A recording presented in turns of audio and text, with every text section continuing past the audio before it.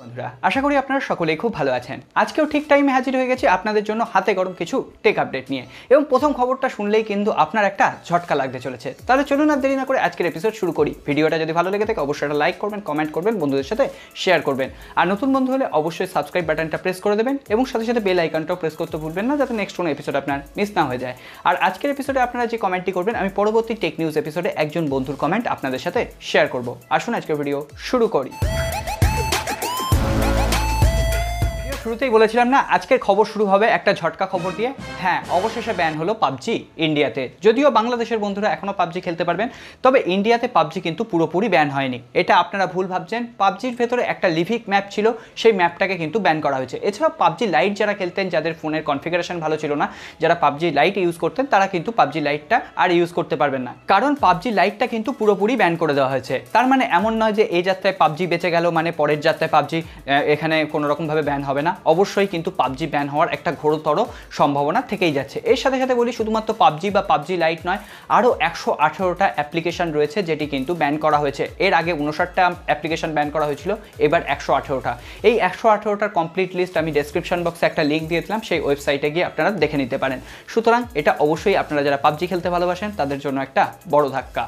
এরপর আমরা কথা বলবো ওপোকে নিয়ে। একটু পরেই ওপো লঞ্চ করবে ভারতবর্ষের বাজারে ওপো F17 এবং F17 Pro। যদিও আজকে এই ফোনটা লঞ্চ করবে এটা বলার জন্য টেক নিউজ নয়, ওপোর আরও একটি ফোনের খবর আছে। সেটা বলার আগে বলে দিই, এই ফোনটা নিয়ে অলরেডি আমি ভিডিও বানিয়েছি, আপনারা যদি ইন্টারেস্টেড থাকেন আই বাটনে লিঙ্ক দিয়ে দিলাম। এই ফোনটার যাবতীয় যে দুর্বলতাগুলো আছে সেগুলো নিয়ে আগামীকাল সকালে একটা ভিডিও আসবে। যদি ভালো হয় ভালো বলবো, যদি খারাপ হয় খারাপ বলবো। এছাড়াও ওপোর দুটো আরও নতুন ফোনের পেটেন্ট সামনে এসছে, Oppo Reno 4Z, Oppo Reno 4 light.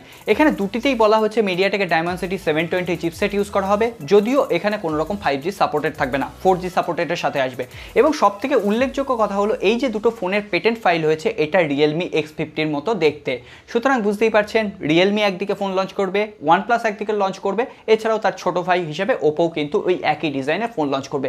কতভাবে এরা পয়সা বাঁচিয়ে নিচ্ছে। এর আমরা কথা বলবো হুয়াওয়েকে নিয়ে। হুয়াওয়ে লঞ্চ করতে চলেছে তাদের Enjoy 20 এবং Enjoy 20 Plus নামে দুটো ফোন। তো সেক্ষেত্রে অলরেডি আমি আগের দিন এই দুটো ফোনের লাইভ ইমেজ আপনাদের সামনে তুলে ধরেছিলাম, সেখানে স্পেসিফিকেশনও আমি আপনাদের সাথে শেয়ার করেছিলাম, যেখানে হবে মিডিয়াটেকের Dimensity 720G processor, 5G device হবে। আজকে কিন্তু এই ফোনটার অফিসিয়াল কিছু ইমেজ সামনে চলে এসেছে। এছাড়াও পপ আপ সেলফি ক্যামেরা হবে। তো আগামীকাল এই ফোনটা লঞ্চ করছে। আজকে এই অফিসিয়াল ইমেজগুলো আপনাদের কেমন লাগছে অবশ্যই কমেন্ট বক্সে লিখে জানান। আমরা কথা বলবো ইনফিনিক্সকে নিয়ে। অলরেডি ইনফিনিক্স নোট 7 এবং ইনফিনিক্স 08কে নিয়ে আমার ভিডিও বানানো আছে, আপনারা যদি মিস করে গিয়ে থাকেন আই বাটনের লিঙ্ক আছে, অবশ্যই একবার দেখে নেবেন। অবশেষে ইনফিনিক্স নোট 7 বাংলাদেশে লঞ্চ হওয়ার পর ইন্ডিয়ার বাজারে কবে লঞ্চ হবে তার একদম অফিসিয়াল লঞ্চ ডেট সামনে চলে এলো। আগামী 6 সেপ্টেম্বর ভারতবর্ষের বাজারে ইনফিনিক্স নোট 7 এটা লঞ্চ হচ্ছে এবং 10,000 টাকার প্রাইস পয়েন্টে এই ফোনটা লঞ্চ হবে। মিডিয়াটেক হিলিও G70 প্রসেসর আছে, বাদবাকি আর স্পেসিফিকেশন বলে সময় নষ্ট করছি না, অবশ্যই ভিডিওটা দেখে নেবেন। এরপর আমরা কথা বলবো স্যামসাংকে নিয়ে। অবশেষে স্যামসাং লঞ্চ করতে চলেছে Samsung Galaxy A42 5G variant. তো সেক্ষেত্রে বলে দিই, এই ফোনটার সমস্ত স্পেসিফিকেশন এখনও সামনে আসেনি, তবে ফোনটার একটা লাইভ ইমেজ আপনাদের সাথে শেয়ার করছি। এই ধরনের ফোন দেখতে হবে এবং খুবই আকর্ষণীয় দেখতে লাগছে, যেখানে থাকবে 6.6 ইঞ্চি ফুল HD+ full view super AMOLED display, in display fingerprint scanner থাকছে এবং ব্যাক প্যানেলে অবশ্যই পলিকার্বনেট থাকবে এবং 5G ডিভাইস হবে।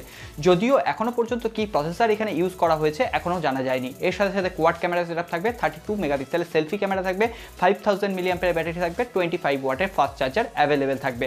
এখন দেখা যাক, হয়তো আগামী 2 মাসের মধ্যেই ভারতবর্ষের বাজারে এটা লঞ্চ করবে। এখন বাংলাদেশের বাজারে যখন যাবে অবশ্যই খবর আগে খবর দিয়ে দেব। অবশেষে লঞ্চ হলো স্যামসাং গ্যালাক্সি Z Fold 2। কয়েকদিন আগেই এর স্পেসিফিকেশন রিভিলড হয়ে গেছিল, আজকে কিন্তু অফিসিয়ালভাবে আরও একবার লঞ্চ ইভেন্ট করা হলো, যেখান থেকে এই ফোনটির সমস্ত ডিটেলস আপনাদের সামনে তুলে ধরা হয়েছে। এবং এই ফোনটিতে থাকবে কোয়ালকম স্ন্যাপড্রাগন 865 প্রসেসর এবং এটাকে যদি ইন্ডিয়ান প্রাইসে কনভার্ট করা হয় প্রায় 1.5 লাখ টাকার আশেপাশে দাঁড়াচ্ছে। এবং এটার একটি স্পেশাল এডিশনও লঞ্চ করা হয়েছে, যেটার দাম ইন্ডিয়ান প্রাইস কারেন্সিতে প্রায় 2,40,000 টাকার আশেপাশে দাঁড়াচ্ছে। এবং বাংলাদেশের বন্ধুরা কিন্তু ওই নর্মাল ভ্যারিয়েন্টটাকে প্রায় 1,80,000 থেকে 90,000 টাকার আশেপাশে কিনতে পারবেন। আমার মনে হয় না এখনই এই ফোনটি সাধারণ মানুষের মধ্যে একটা জায়গা করে নিতে পারবে, কারণ আপনারা জানছেন একটা অস্বাভাবিক প্রাইস পয়েন্ট এবং মধ্যবিত্ত মানুষরা কখনোই এটাকে এফোর্ড করতে পারবে না। আস্তে আস্তে অবশ্যই হয়তো যে মিড বাজেট সেন্ট্রিক ফোনগুলো আসছে ওখানেও হয়তো ওই ফোল্ডিং স্ক্রিন ইউজ করা হবে। প্রথম দিকে হয়তো ওই কিছুটা ফোল্ডিং থাকবে, আমরা যেমন স্লাইডার ইউজ করতাম আগেকার দিনে সেই ধরনের স্লাইডার আসবে, আস্তে আস্তে ফোল্ডিং আসবে। এলজি যেমন উইং বলে একটা ফোন নিয়ে আসছে, ওটা নিয়ে একটু পরে কথা বলছি। সুতরাং এখনও কিন্তু এই ফোল্ডিং ফোন আমাদের মধ্যবিত্তের আয়ত্তের মধ্যে আসতে বেশ কিছুটা টাইম লাগবে। এরপরে আমরা কথা বলবো রেডমিকে নিয়ে। রেডমি আজকে ভারতের বাজারে লঞ্চ করিয়ে দিল রেডমি 9A ফোনটি, যেখানে আপনারা পাবেন মিডিয়াটেকের হিলিও G25 প্রসেসর, একদম এন্ট্রি লেভেলের একটা প্রসেসর আপনারা বলতে পারেন। এছাড়াও প্রাইমারি ক্যামেরা থাকছে 13 মেগাপিক্সেলের, 5 মেগাপিক্সেলের একটি সেলফি ক্যামেরা থাকছে, HD+ dew drop notch display থাকছে, এর সাথে সাথে 5000 মিলিঅ্যাম্পিয়ারের ব্যাটারি থাকছে, 10 ওয়াটের নর্মাল চার্জার থাকছে। তো সেক্ষেত্রে এর 3GB 32GB যে র্যাম ভ্যারিয়েন্টটা তার দাম রাখা হয়েছে 7499 টাকা এবং 2GB 32GBর দাম রাখা হয়েছে 6799 টাকা। আমার মনে হয়েছে খুবই অ্যাগ্রেসিভ একটা প্রাইস পয়েন্ট। এই প্রাইস পয়েন্টে আপনাকে যদি একটা ফোন কিনতে বলা হয়, অবশ্যই এই ফোনটির নামই কিন্তু সবার আগে উঠে আসবে। শুধুমাত্র আজকে রেডমি 9A নয়, রেডমি কিন্তু তাদের একটি বাজেট এয়ারফোনও আজকে লঞ্চ করিয়ে দিয়েছে, যেটার দাম রাখা হয়েছে 399 টাকা এবং এখানে কিন্তু 10mm ডাইনামিক ড্রাইভার সাপোর্ট করে। অবশ্যই এই প্রাইস পয়েন্টে একটা ভালো এয়ারফোন হবে বলেই আশা করছি। রিয়েলমির তরফ থেকেও একটা এয়ারফোন লঞ্চ করানো হয়েছিল, অলরেডি আমার হাতে চলে এসেছে। এটার রিভিউ আপনারা চান কিনা অবশ্যই কমেন্ট করে জানাবেন, তাহলে কিন্তু এটার রিভিউ আসবে। এটা একটু আগেই আমরা LG উইং ফোনটি সম্পর্কে কথা বলছিলাম, যেখানে কোনো রকম ফোল্ডিং স্ক্রিন নেই, তবে একটি টি আকারের স্ক্রিন রয়েছে, যেটা পাশ থেকে বেরিয়ে আসছে। আপনি যখন এই স্ক্রিনে কোনো কাজ করবেন, এই স্ক্রিনে ভিডিও দেখতে পাবেন বা অন্য কাজের জন্য এটাকে ইউজ করতে পারবেন। তো সেক্ষেত্রে আগের দিনই আমরা LG উইংয়ের একটা ছবি আপনাদের সাথে শেয়ার করেছিলাম কেমন দেখতে হবে। তো এই ফোনটার লঞ্চ ডেটও কিন্তু চলে এলো। এই ফোনটা আগামী 14ই সেপ্টেম্বর লঞ্চ করতে চলেছে, যদিও ইন্ডিয়ার বাজারে নয়, গ্লোবালি লঞ্চ করবে। তারপর আশা করা যায় ইন্ডিয়ার বাজারেও এই ফোনটা লঞ্চ হবে। এখন দেখা যাক কোন প্রাইস পয়েন্টে লঞ্চ হয়। এরপর আমরা কথা বলবো পোকোকে নিয়ে। পোকো এমন একটা কোম্পানি যার জল ঘোলা না করলে পেটের ভাত হজম হয় না। হ্যাঁ, আগামী 7ই সেপ্টেম্বর গ্লোবালি পোকো লঞ্চ করবে পোকো X3। সেই দিন কিন্তু ভারতবর্ষের বাজারে কোনো ফোন লঞ্চ হচ্ছে না। আগামী 8 সেপ্টেম্বর ভারতের বাজারে পোকো আর একটা নতুন ফোন আনতে চলেছে, পোকো M2। অলরেডি আমরা পোকো M2 প্রোকে পেয়ে গেছি, এটা তার লাইটার ভার্সন। যেখানে রেডমি 9C ফোনটা পোকোর ব্র্যান্ডিংয়ে লঞ্চ হবে পোকো M2 নাম নিয়ে। তো সেক্ষেত্রে আমার তো মনে হয় না পোকো তার নিজস্বতা বজায় রাখতে পারছে। আমার মনে হয় না পোকো আদৌ একটা কোম্পানি, কারণ শাওমির যে সমস্ত ফোন আসবে রিব্র্যান্ডেড করে করে সেই ফোনই লঞ্চ করবে। হ্যাঁ, কিছুটা প্রাইস পয়েন্ট কম করবে, সেটা তো শাওমিও করতে পারতো।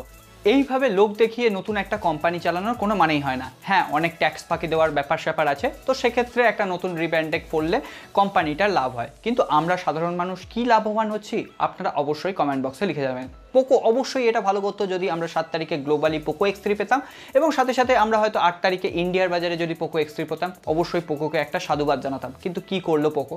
এর সাথে সাথে আরেকটা খবর দিয়ে দিই, পোকো X3-র অফিসিয়াল টিজার পেজে পোকো X3 প্রো নামে একটা লেখা সামনে চলে এসেছিল, একটা ব্যানার সামনে চলে এসেছিল। অবশ্যই পরে সঙ্গে সঙ্গে অফিসিয়ালি সেটাকে টেক ডাউন করা হয়। আশা করা যাচ্ছে পোকো X3 এবং পোকো X3 প্রো নাকি একই দিনে লঞ্চ করতে পারে, আবার হতে পারে এটা পরেও লঞ্চ করতে পারে। কিছু কিছু ক্ষেত্রে শোনা যাচ্ছে ওই যে লিকস এবং রিউমার্স, আমাদের এই নিয়েই চলতে হবে। তার মানে কি, পোকো X3 প্রো কিন্তু এক্সিস্ট করে, যেই ফোনটা আমরা এই 7 তারিখে না পেলেও আর কয়েকদিনের মধ্যেই হয়তো পাবো। এরপর আসি আজকের সব থেকে এক্সক্লুসিভ খবরে, রিয়েলমি 7 এবং 7 প্রো এর প্রাইস পয়েন্ট কত হবে একদম কনফার্ম আপনাদের সাথে শেয়ার করব। তার আগে বলে দিই, গেজেস ডেটার রিসেন্ট টুইটার হ্যান্ডেল থেকে আমরা জানতে পারছি রিয়েলমি 7 এর ব্রাইটনেস লেভেল হবে 480 নিটস পর্যন্ত এবং রিয়েলমি 7 প্রো এর হবে 600 নিটস। এছাড়াও রিয়েলমি 7 এবং রিয়েলমি 7 প্রো দুটোতেই USB PD চার্জিং থাকবে, কুলিং সিস্টেম টেকনোলজি থাকবে এবং রিয়েলমি 7 এর বেস ভ্যারিয়েন্ট হবে 6GB 64GB, এছাড়াও 6GB 128GB, 8GB 128GB। অন্যদিকে রিয়েলমি 7 প্রোতে হবে 6GB 128GB, 8GB 128GB, 8GB 256GB। এরপর আসি এই দুটো ফোনের দাম। এখানে রিয়েলমি 7 শুরু হতে চলেছে দাম 14,999 টাকা থেকে বেস ভ্যারিয়েন্ট। অন্যদিকে রিয়েলমি 7 প্রো এর দাম শুরু হতে চলেছে 19,999 টাকা। অবশ্যই একটি অ্যাগ্রেসিভ প্রাইস পয়েন্ট। আপনারা এই দুটো ফোনের মধ্যে একটাও আনবক্সিং চান কিনা অবশ্যই কমেন্ট বক্সে লিখে জানান। আর এর জন্য অবশ্যই ধন্যবাদ জানাবো টিপস্টার মুকুল শর্মাকে। মুকুল শর্মাই কিন্তু এই যে কনফার্ম প্রাইস পয়েন্টটা লিক করে তার টুইটার হ্যান্ডেলে সব থেকে আগে জানিয়ে দিয়েছেন। সো বন্ধুরা, আজ এই পর্যন্তই। কেমন লাগলো ভিডিওটি অবশ্যই জানাবেন। ভালো লাগলে একটা লাইক করবেন, আর ভালো না লাগলে ডিসলাইক বাটনটা আপনার জন্যই দেওয়া আছে। আর কিভাবে আমরা নিজেদেরকে আরও ইমপ্রুভ করতে পারি অবশ্যই কমেন্ট বক্সে লিখে জানাবেন। নতুন বন্ধু হলে অবশ্যই সাবস্ক্রাইব বাটনটা প্রেস করে বেল আইকনটা প্রেস করে দেবেন, যাতে নেক্সট কোনো এপিসোড আপনার মিস না হয়ে যায়। এরপর আসি এক বন্ধুর কমেন্ট পড়বে। গতকালের ভিডিওতে কমেন্ট করেছেন এক বন্ধু অর্জুন সরকার, যখন কোনো চীনা সংস্থা নিয়ে ভিডিও বানান মাথা গরম হয়ে যায়, ইচ্ছে করে আপনাকে আনসাবস্ক্রাইব করে দিই, কিন্তু আপনার ভিডিওগুলো এত ভালো লাগে আনসাবস্ক্রাইব করতে পারি না। প্রথমেই বলে দিই ধন্যবাদ তোমাকে কমেন্ট করার জন্য। আর সাথে সাথে এটাও বলবো, টেক নিউজ কিন্তু কোনো দেশের গণ্ডি মানে না। হ্যাঁ, আমি যেমন কোয়ালকমকে নিয়ে কথা বলি, সেটা একটা আমেরিকান কোম্পানি, আবার এখানে চাইনিজ কোম্পানির ফোনগুলোকে নিয়েও কথা বলি, কারণ টেক নিউজ দেওয়াটা আমাদের কর্তব্য। এবং কোন টেকনোলজি কোথায় হচ্ছে সেটাও কিন্তু কোনো রকম এখানে প্রাধান্য পায় না। ওই টেকনোলজিটা মানুষের ভালো করছে কিনা, মানুষের মঙ্গল করতে পারছে কিনা, সেটাই কিন্তু আমাদের প্রধান লক্ষ্য হওয়া উচিত। এখানে টেক নিউজের গণ্ডি কিন্তু কোনো দেশের মধ্যে সীমানা নির্ণয় করতে পারে না। এটা একটু ভেবে দেখবেন, তারপরে অবশ্যই কমেন্ট করে আপনাদের ফিডব্যাকটা জানিয়ে দেবেন। খুব ভালো থাকবেন, দেখা হবে আগামী পর্বে। নমস্কার।